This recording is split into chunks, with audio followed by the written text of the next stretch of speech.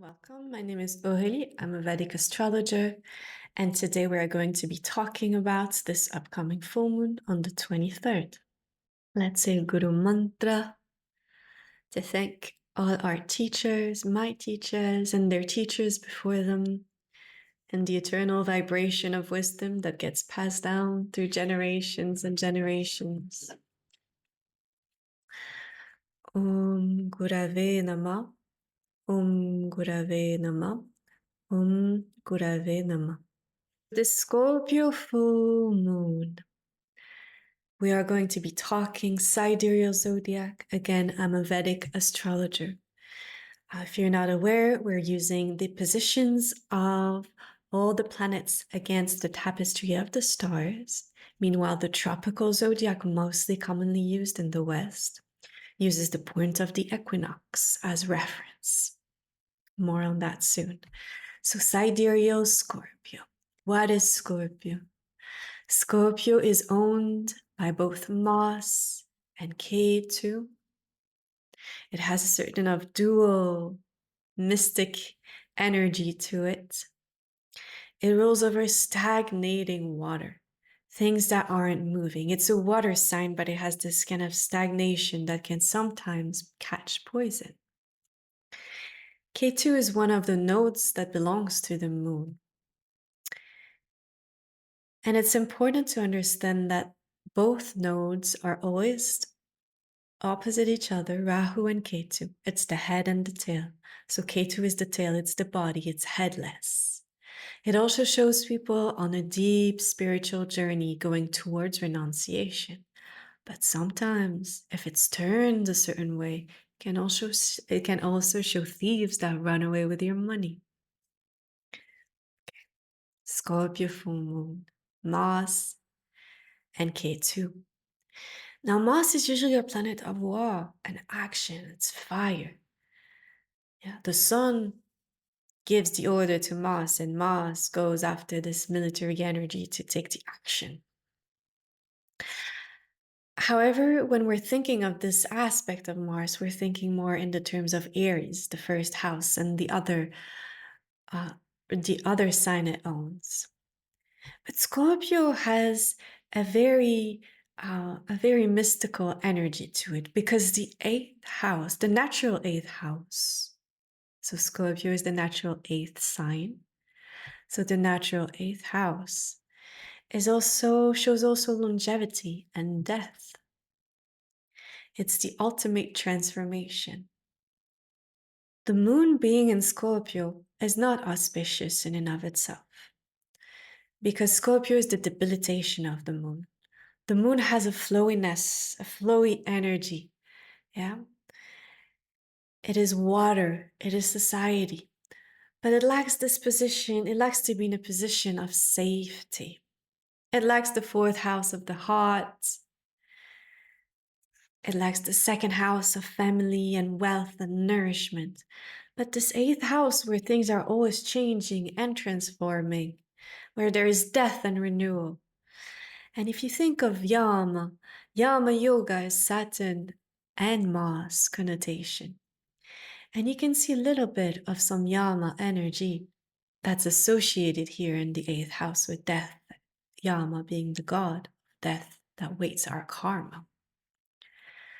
So just think about this moon, this beautiful moon that wants to be full and nourishing and be a blessing to society, being in this position of change. Now, if we think about the Nakshatras, which are the lunar mentions that seat in Scorpio, these are Vishaka, Anuradha, and Jyeshtha. And the moon will become full in the beautiful star Anuradha. Anuradha is ruled by Mitra, and it has this energy of friendliness. So that is one of the points of positivity, is that the moon has this energy of society, and it's going to be full in this nakshatra that shows friends and community, which is Karaka for the moon. Now, right opposite this full moon will be the sun, because that is the way it becomes full. It comes right opposite, and the sun shines all its light, and she becomes illumined. And right conjunct the sun will be both Venus and Jupiter. Now, the Scorpio moon is still under the influence of those two planets, Rahu and Saturn. And it's giving it this energy of a storm yoga. So it's a lot of air. It's things changing, shifting, moving. It's a lot of change. And that same drishti is also being applied to Mercury. Mercury is under the influence of two malefics at the moment, being in Aries. So it's important that we make sure we're communicating very clearly, especially around this time. Now, the drishti, the aspect from Jupiter and Venus onto Scorpio, is showing that it's a great time.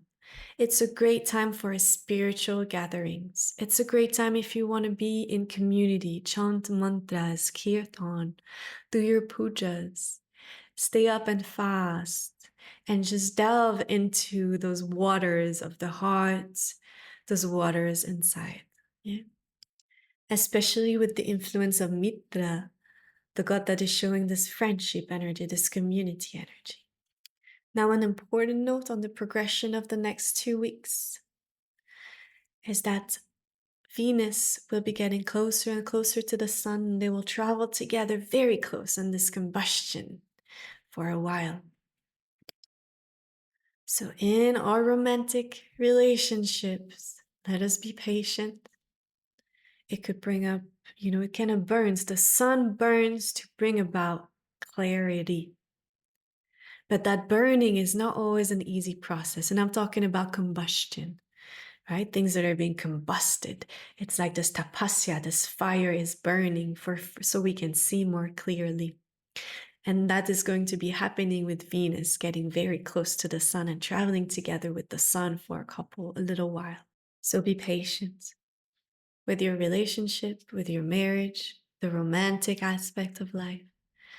Be patient.